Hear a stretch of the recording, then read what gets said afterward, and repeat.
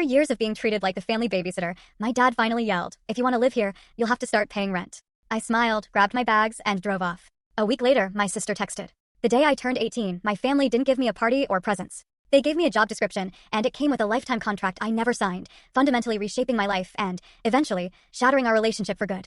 I remember it vividly.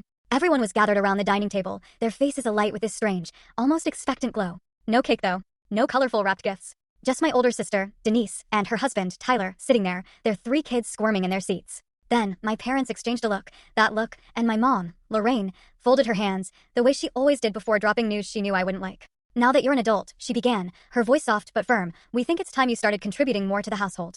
I mean, I already worked 20 hours a week at a local bookstore, juggling that with a 4.0 GPA during my senior year.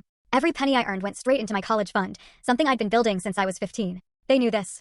They'd always praised my work ethic, called me responsible, bragged about me to relatives. So, I asked carefully, what kind of contribution? Tyler leaned back, arms crossed. "Your sister and I have been thinking about going back to work full-time." Denise chimed in, a bright, empty smile on her face. "The kids need someone reliable to watch them after school. We figured since you're here anyway, they're kids." Brooklyn, 9, who ignored instructions like it was a sport. Preston, 7, a king of tantrums. And Willow, 4, who loved to explore cabinets and turn cleaning supplies into biohazards.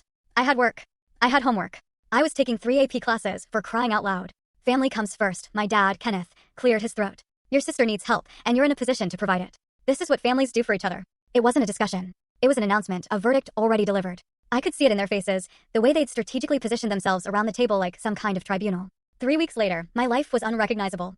I'd switched my bookstore shifts to weekends only and requested early release from school, citing family obligations. Every afternoon, like clockwork, I'd leave campus at 2:30, pick up Brooklyn and Preston, then Willow from preschool.